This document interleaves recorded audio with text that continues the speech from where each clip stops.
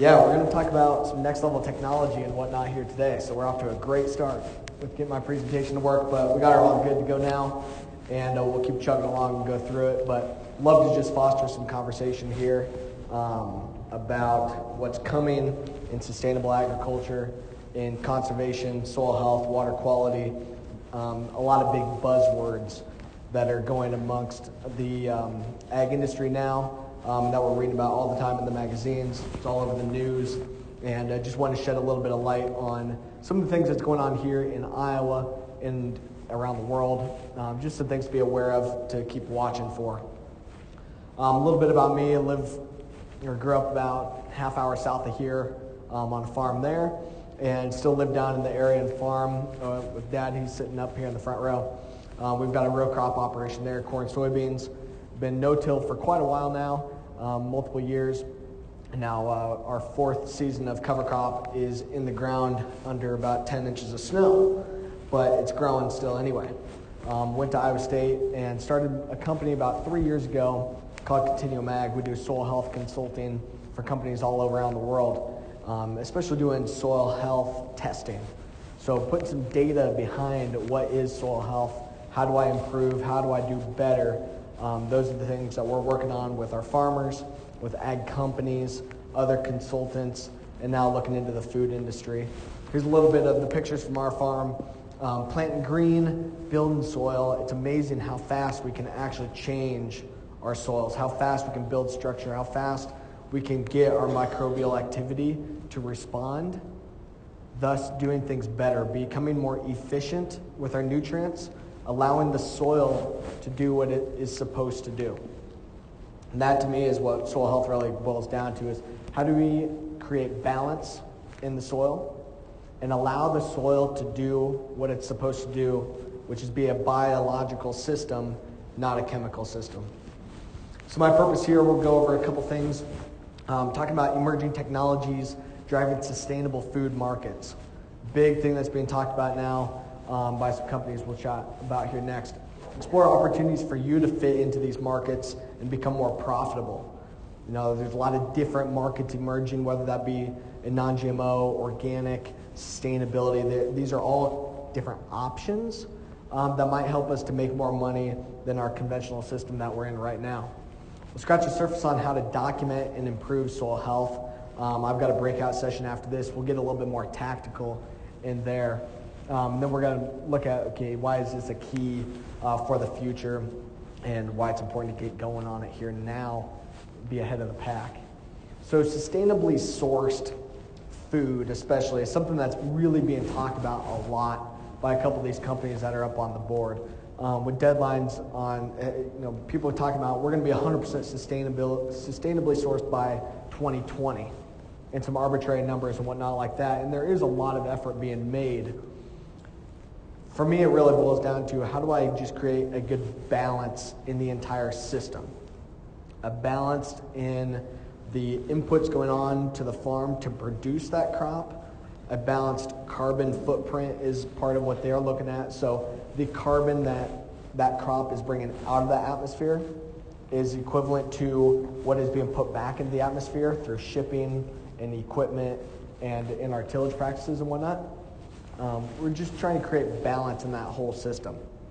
To me, being sustainable means that you've got to have balance in the economics of it as well. That the farmer's got to be making money, the supply chain all the way up's got to be making money, and we've got a sustainable, reasonably priced crop and commodity for our end consumer, and that's all around the world. So it's just creating balance in that whole deal. I think part of these emerging food markets and whatnot, whether it be organic or non-GMO or grass-fed or take your pick at which one you want, it all boils down to the consumer wanting a healthier crop, a healthier food, whether that be just a perceived healthier crop, healthier food, which is, you can look at whatever research you want to show, okay, is it healthier because of certain practices or because it did not have synthetics on it or because it was grass-fed. They just want it to be healthier. And you can look at the labels, you can believe whichever one you want, and you can pay whatever kind of a premium that you want for it as well. It doesn't matter. We can give the consumer as many choices that they want, just as we have choices to do whatever we want. We have the best soils in the world. We have the choice to produce whatever we want to produce. For me, it all boils down to we're just trying to create a healthier crop, a healthier food for people that's nutrient dense, that's balanced, just as we need a healthy diet. That's all coming from our food, not just a healthy diet based on grains and fruits and vegetables and our calorie intake and whatnot, but balancing that diet all the way down to the actual nutrients that are in the food that we're putting in our bodies. The protein content and whatnot, and the different kinds of protein that we're putting into our bodies, the different kinds of carbohydrates that we're putting into our bodies. With the way that human health is going, we're going to be able to dial that in even more than we've ever been able to do before. Dialing in exactly how your body metabolizes certain kinds of carbs or fats or proteins. We can dial in exactly the nutrients that your body needs based on blood samples. We can dial in exactly how your microbiome in your gut digests certain foods. And we can look at how your DNA is structured to utilize foods most efficiently. All of those same kind of parameters, the nutrients, the microbiome, DNA, those things are all found in the soil as well. So to me, being sustainable is connecting that all together, that we are fully connected to the soil that our food is being grown on, and we can now connect all of that with data. Tools like blockchain and whatnot are going to help us to get there. So as I was saying there, really in sustainable ag, or really just overall, it boils back down to you are what you eat. You are what you eat, and that is what it eats, and that eventually is coming out of the soil. Whether it be you're eating a plant, you're having a salad, or you're eating vegetables or fruits that are directly eating out of the soil, or directly eating off of what we're applying to them, the food that we're giving them, or whether that be we're eating an animal, like having your steak. Well, that animal ate something that eventually got all of its food out of the soil. So that's my aim, is how do we start there? How do we start in the soil and improve that and create balance there in the soil?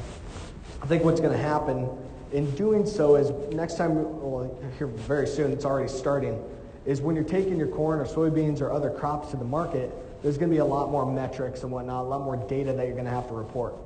We already see this with organic, we already see this with non-GMO and whatnot. A little bit more data reporting, a little bit more record keeping.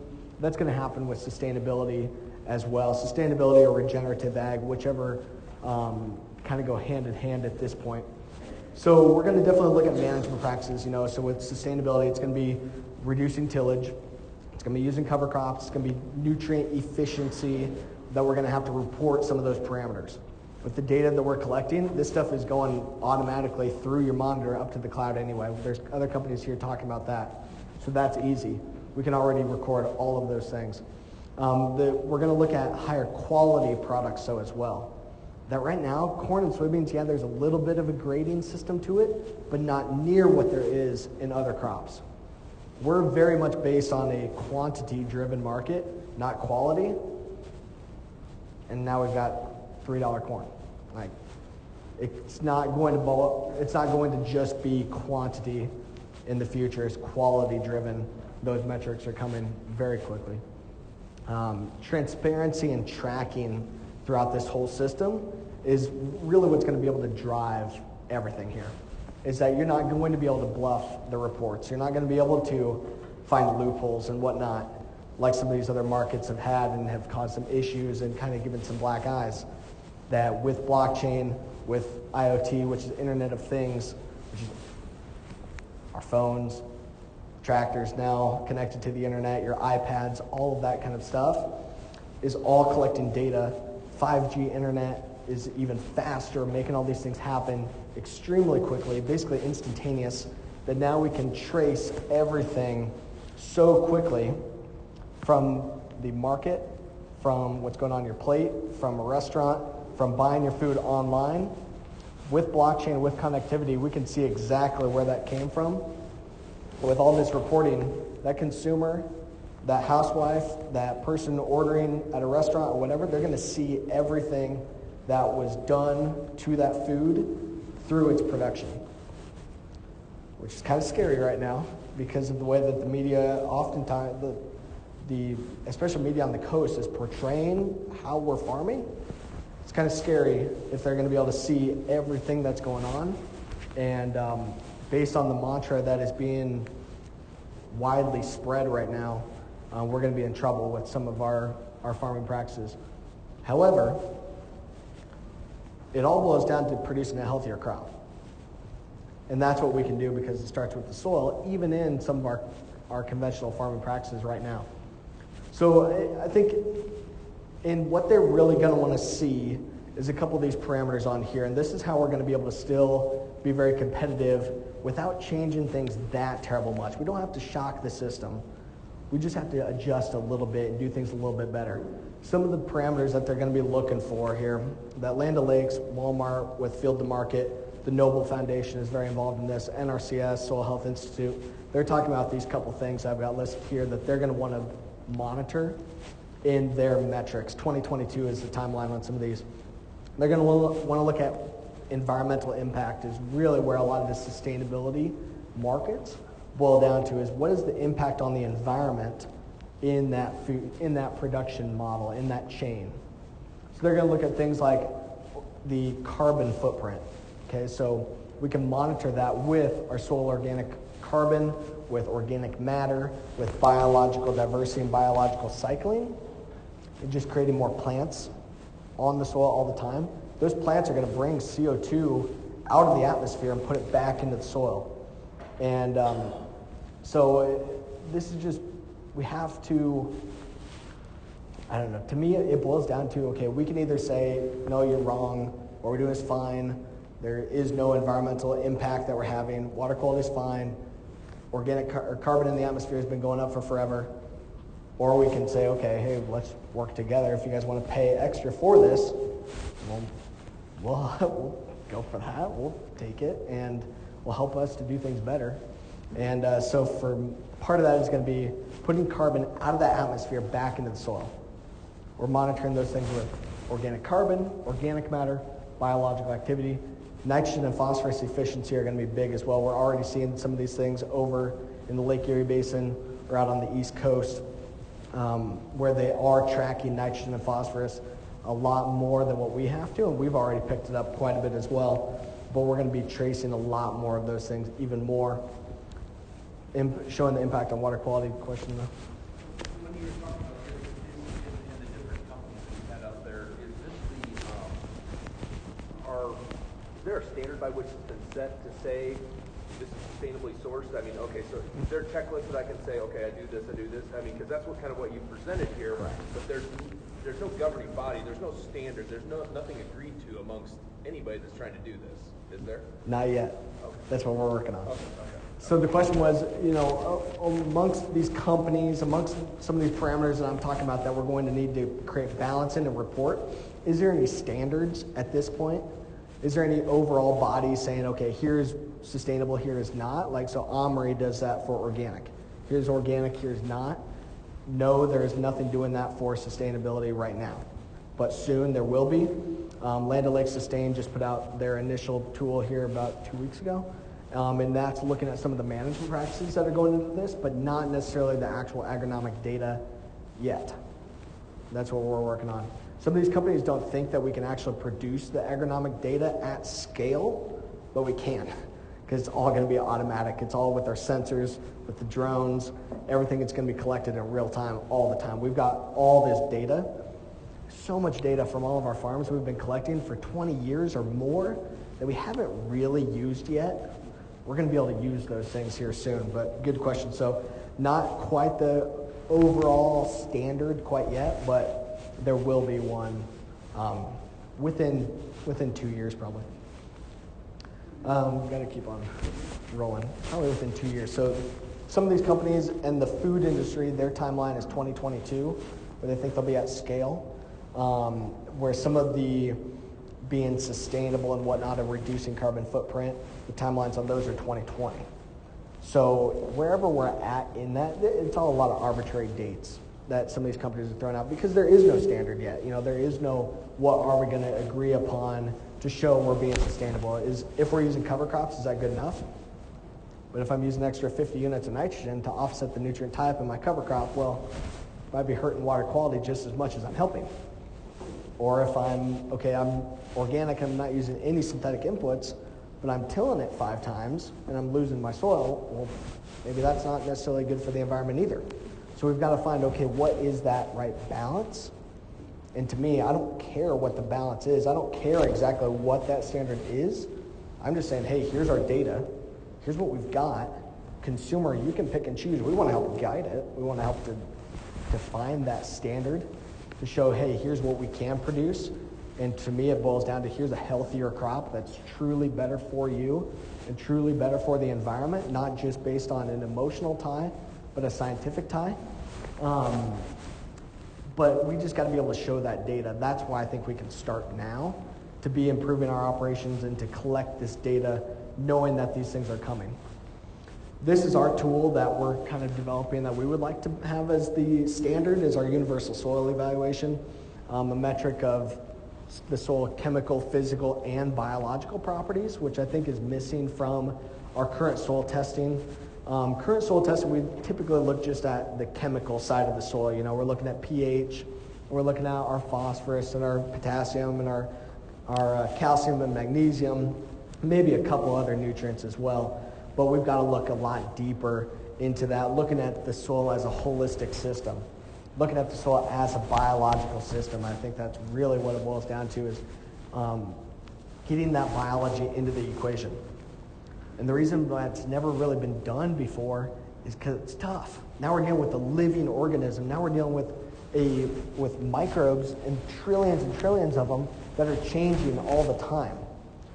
The microbial activity, the microbial populations out in the soil here today is a lot different than what it was even a couple weeks ago, even a couple days ago, right before we got the storm. It was pretty nice out.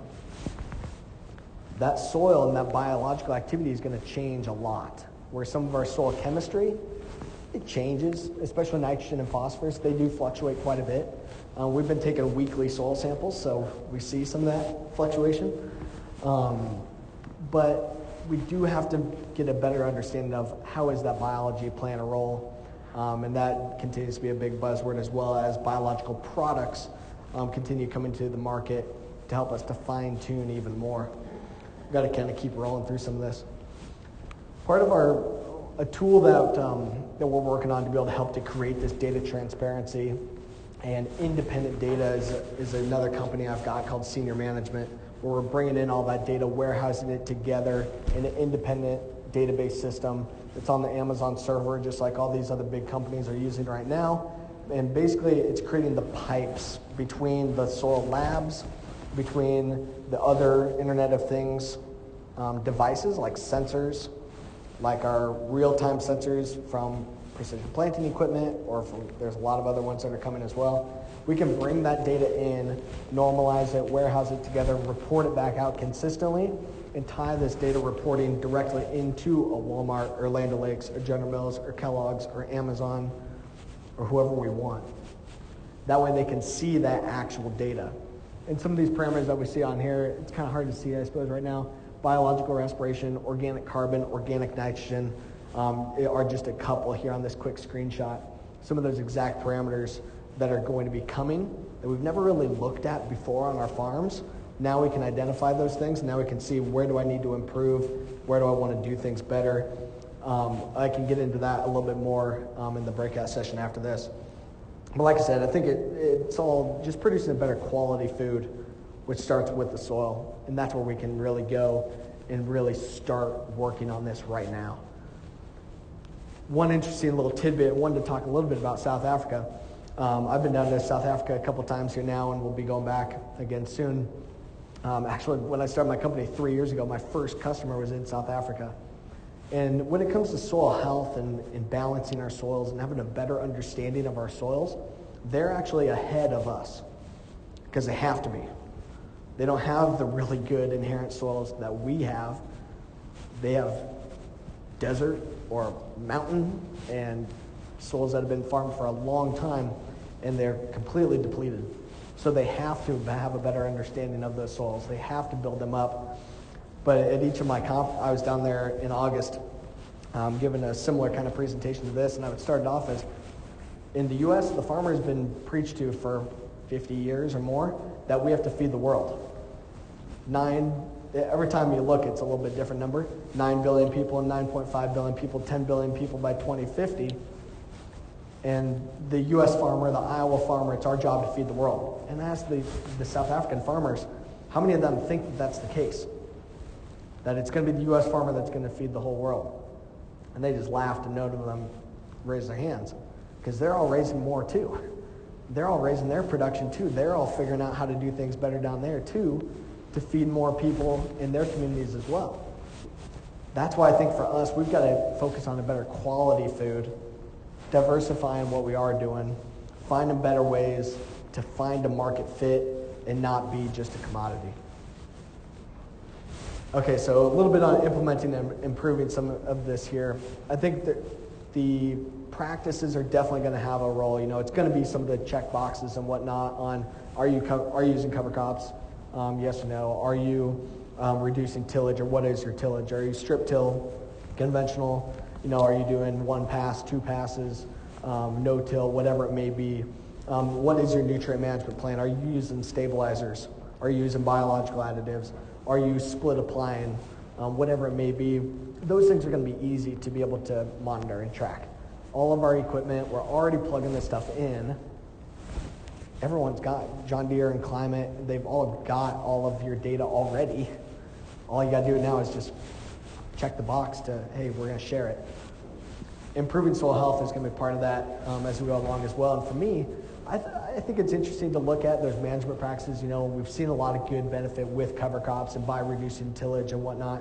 We're down in Washington County, just south of here, that has a lot of cover crops and a lot of guys who have been working on cover crops for a long time, and we're seeing the benefit that we can get from them. But I don't think it's going to be just the management practices. I think it's going to be products as well that are going to at least help us to get there. And to help it, we do need to continue to improve production. There are going to be more people. We do need to be able to produce more, but we've got to be able to produce it with better quality as well. And that's where I think improving the fertility is going to be a piece of that. Having nutrients that are stabilized in the soil, plant available, that we're not just losing. We're not just applying nutrients and spending money and losing all of that and having it just washed away down the Gulf of Mexico. So stabilizers are going to be some of those products, using biological products. So some of the main companies that I think are really getting a lot of headway in this space, or at least making a lot of ruckus, being Indigo Ag, Pivot Bio. They're both biological companies. Biological seed treatments for the most part. They've got some other foliar products and some liquid products as well. Those biologicals are something that we're going to need to start kind of playing around with. We've been doing quite a bit of testing with them. Humic products as well. And just there's some weird kind of stuff coming too, for sure. There's some stuff that's not going to work at all, and there's other ones that are going to work great. So that's where we're testing stuff. Let's just start learning, experiment a little bit, get away from the status quo, try some new things, whether that be, like I said, those management practices, but products as well. I think it's important to look at these products too, not only their impact on yield and ROI, but what are they actually doing to the soil? So there's some products like, okay, so we got some stabilizers that, yeah, they might help to stabilize my nutrients, but if they're frying my biological activity, well, then that's not necessarily a good thing either. Now there's going to be a little give and take to everything. There's give and take to everything that we do in farming, but we just have to make sure that we're getting a net gain in everything that we're doing. And we've got some data that we can go with there. So I think my takeaway on all that, is test, learn, try new things, and continuously work on improving your operation. My whole message here today is there's some really wild things coming with the data that we are collecting, with how connected our consumer, our global consumer, is going to be to our farms, all the way down to your specific farm at a sub-acre level even. We've got to be able to start improving right now so we can show them, hey, here's what we're doing. and that they're going to be happy about what they're seeing. And showing them that data that, hey, here is a healthier crop that we can provide for you. Here's how we produced it. And if you agree with the message that we're telling you, and you agree with the practices that we're using, and you agree with the better quality crop that we are providing for you, then hey, support us and support our work with your food dollar. Documenting that process, I think, is a big piece of this too. So documenting your process of improving, both with data, I think is good, but with pictures, with video, that helps a lot as well. We've got to tell a better story. We've got to be able to show that domestic and global consumer what we're doing, that we are doing things better, that we are working to improve, and that we are working to produce a better quality crop, not only for the animals that crop is being fed to or the people that crop is being fed to, but also just for the environment as a whole as well, that we are doing things better as a holistic system and working with those around you. I think it's a big thing, and that's why conferences like this are so important. Collaborating, we're helping to foster a lot of that kind of stuff, doing a lot of trials, a lot of work there. Social media is definitely the best tool to be able to learn, work off of each other, and continue to improve. Quantifying soil health, we're going to get into that in the breakout session.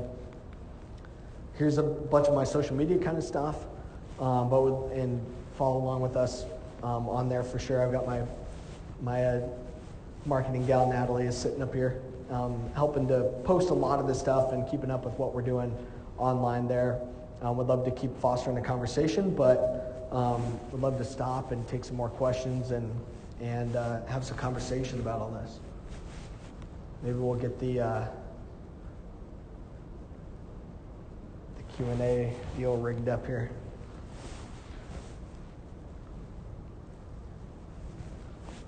How long do we have, Kurt? Sweet. Yes. What about the competition from factory farming? So he's asking, what about the competition from factory farming? I'm speaking about in building. Right. Or in the ocean. Right, or in the, yeah.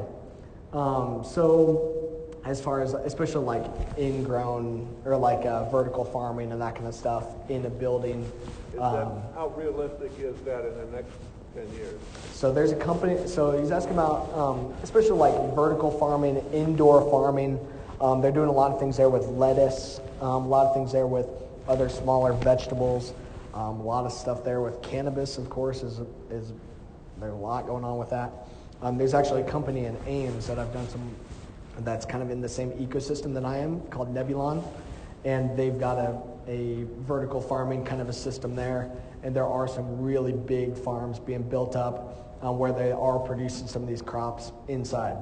I think it's more so, like I said, lettuce, vegetables, smaller scale kind of stuff. You know, they're not able to produce billions of bushels of corn and soybeans like we are, but there is a lot coming with that vertical indoor farming.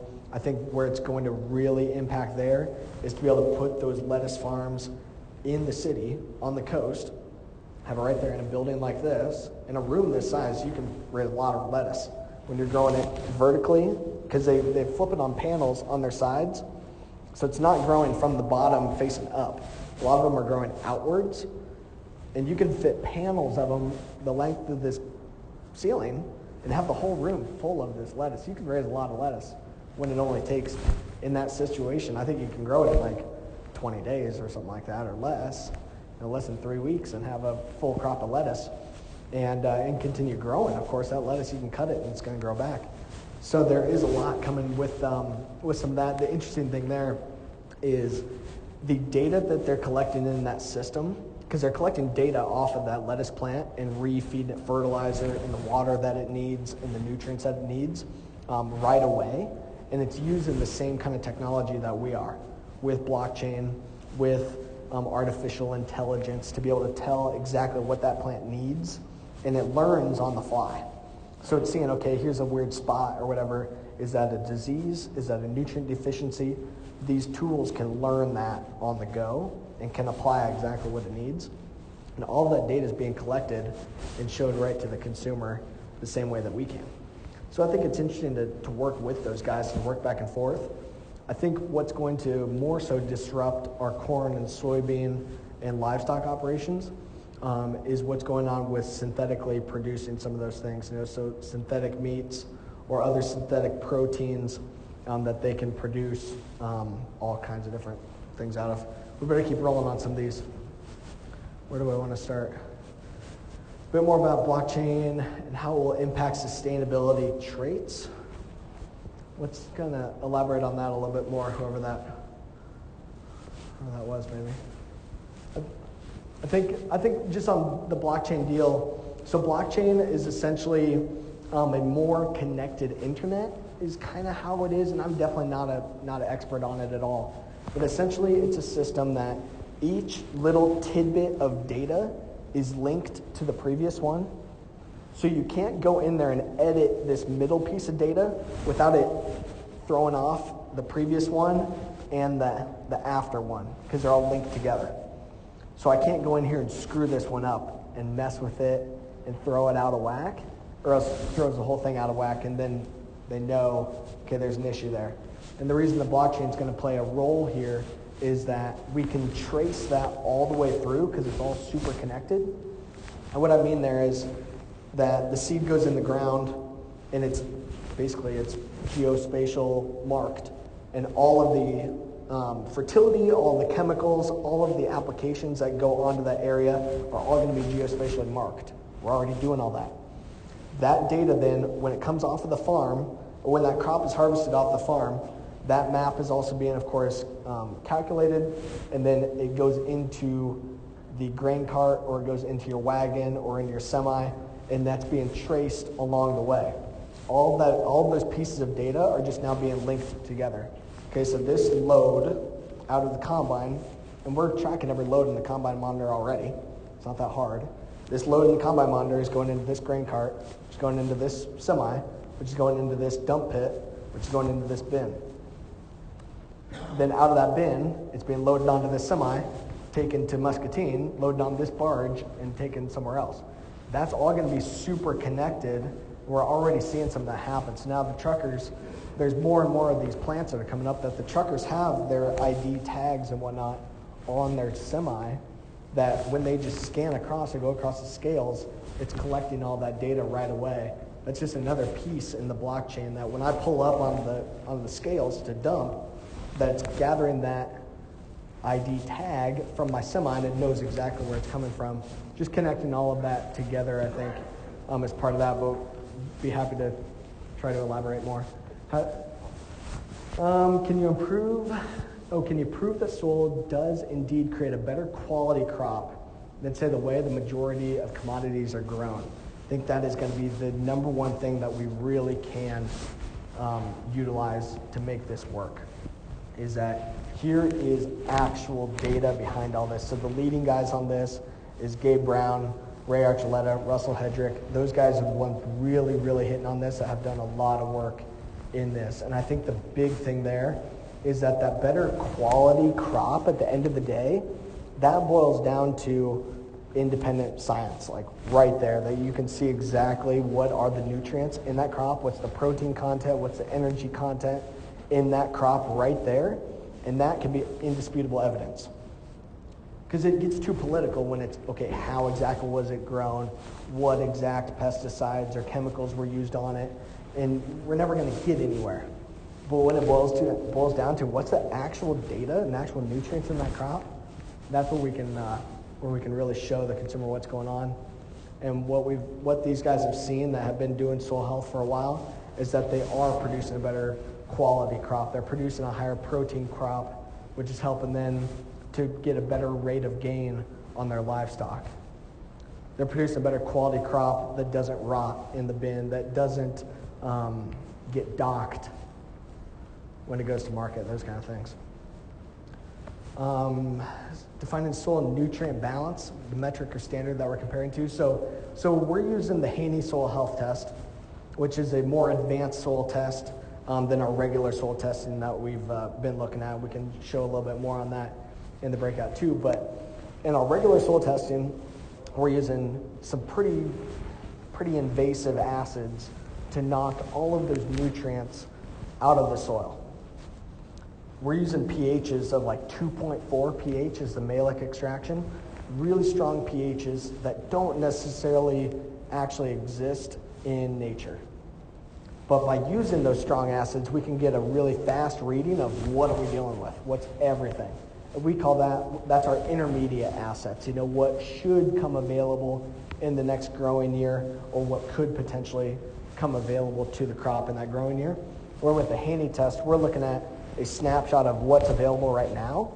So Dr. Haney, he works for the ARS, so through the NRCS down in Texas, and he developed this test that it uses a more weak acid, and it uses some actual organic acids that are representative of the plant exudates. So when you feel a plant root, it's got that kind of oily substance on it. That's the plant exudates, the carbons and sugars that the plant is putting back down into the soil to feed the microbes. Dr. Haney's extraction is representative of those secretions that it's putting down into the soil. So now we're looking at, okay, what's actually plant available in the soil? And we're looking at beyond just P and K and pH, but we're looking at nitrate, ammonium, organic nitrogen as well, a much more thorough look. We're looking at organic phosphorus, inorganic phosphorus, all the micronutrients. We're still looking at the basic stuff too. And when I do soil testing, we're looking at the basic stuff too. We're not completely getting away from it. We're just looking at, we can do things a little bit better as well. The actual standards for it is what we're developing. We're calibrating the test for multiple geographies all around the world. Utilizing our machine learning technologies, we can get that standardization, that calibration for anywhere that we want in the world in a consistent platform because we've already been doing it. So that's how we'll be able to create essentially our own standardization. So, whenever it was developed, somebody developed a standard for, here's my spring nitrate test number, and based on that spring nitrate test number, here's what I still need to apply to produce a 200 bushel corn crop. Somebody did that research. We're doing that research for all of the other nutrients and for a biological activity, organic carbon for the Haney test. And I work directly with Dr. Haney to do that. I'm sending him weekly soil samples from some of our test plots. It's been crazy. So weekly soil sampling, it's quite the deal. One more. We'll keep on rolling. Check and see.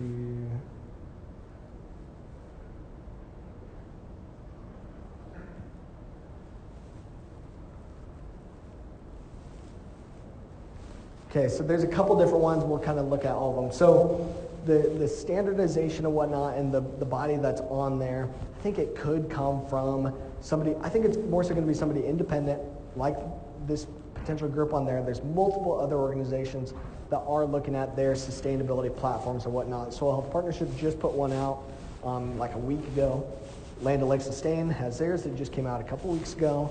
NRCS has some new soil testing parameters that they just released about 3 months ago here now. And I don't think it matters that much on exactly which one you want, because each company is probably going to kind of go with their own. That the Walmarts, the McDonald's, the Land O'Lakes, General Mills of the world, they don't necessarily always have to be on the same page anyway. To me, it boils down to what is that actual data that our consumer wants at the end of the day. Here's our actual information that we can provide to you. That's the big thing that senior management is doing. Senior management is just an independent data company. Continuum Ag is an actual boots on the ground consulting company, helping to make the fertility recommendations, doing the product trials, helping our farmers and ag companies to be able to fit into this market. Senior management is just an independent online database system to be able to provide some of that independent data.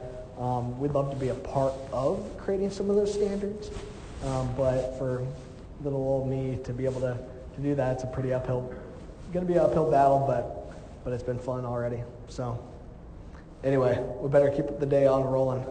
But thanks a lot for having me. I'll be around here for a while and can definitely take some more questions too. But thank you. Thank you, Rachel.